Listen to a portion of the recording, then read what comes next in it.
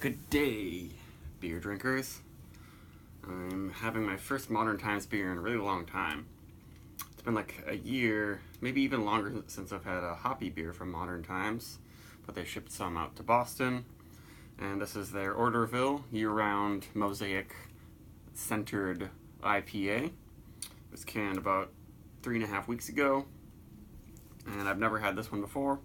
7.2% alcohol, and I haven't really had any of their really hazy IPAs, but I guess in the past year or so, Modern Times, along with every other brewery, has been making all of their IPAs hazier and hazier.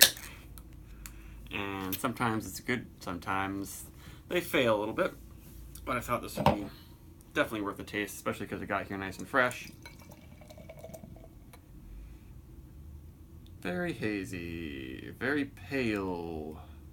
Oh yeah.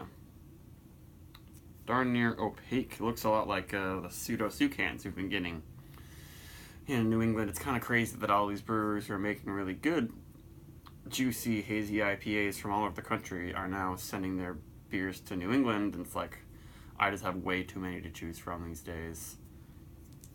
And that is like almost a perfect appearance. No chunks. Maybe if I poured the bottom, there would be some, or there'd be a little bit thicker haze. I can just barely see my finger through there, but I've got a spotlight on me right now. Hopefully it's not annoying. Head's looking pretty good. Oh yeah, big on the peachy mosaic. My cat is upset over here. Hey, you might hear him meow a little bit. Yeah, it's got the classic mosaic aroma that I fell in love with, 4 or 3 years ago. It's got the peach and the pineapple with a little bit of very light scallion.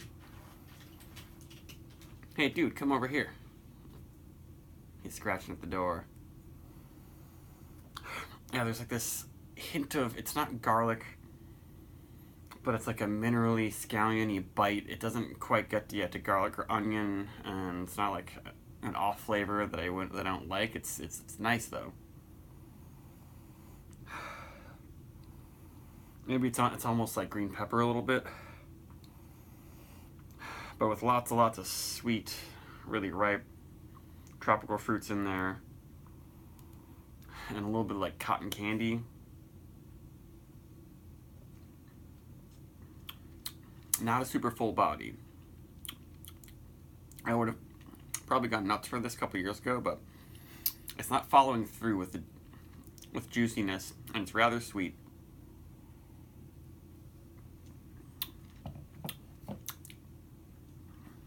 A little bit of a minerality to it, but pretty fruity, kind of fruit cup is what I'm getting.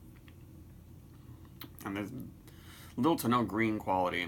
Usually I get more green quality on the flavor than the aroma, but with this one it's like pretty focused on fruits and, cotton candy type, really fruity yeast esters.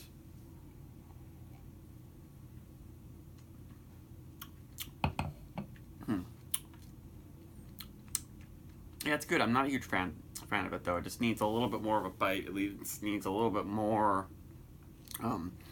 Bitterness is one thing, but just something to give it a oomph, more of a green, maybe be a little bit more resinous or something. The other hops they use in this are Simcoe, Equinox, Denali, Eureka, and Nugget. Yeah, maybe I'm getting some of that green quality from Equinox.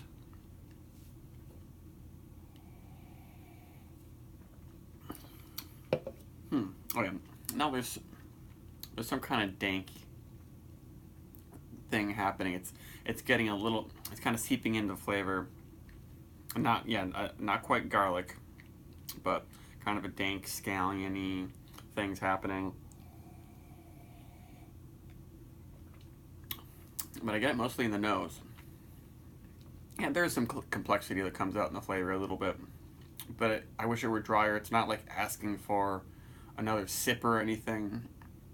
It's not quenching my thirst, but it's not like seeming like super juicy. Yeah, it seems like a brewery who just kind of tweaked the recipe a little bit, but didn't totally revamp it to make it into a real New England style, in my opinion. But it's definitely really good beer. this is what you can get, and you want the super fruity IPA, it's definitely a very good one. But I would probably give it 3.75 or something like that. In a different mood, maybe I'd like it more. But the finish is like it's a little bit too quick. But it does deliver what you expect from a really fruity, mosaic forward IPA. There aren't any exact flaws or anything with it. It just doesn't pop like some of the brewers who are making smaller batch, more intensely hopped beers. But it's pretty nice. But yeah, maybe between 4 and 3.75 or something like this. I guess it's really easy to down for 7.2, but again, it's not. I'm not going back for sips constantly. Like, whoa, this is something that I want to keep putting to my lips, and that's often, tells you how good a beer is. Especially a beer that isn't really, really strong, isn't meant to be a sipper. But yeah, almost a 4, I guess I'd say. Goodbye.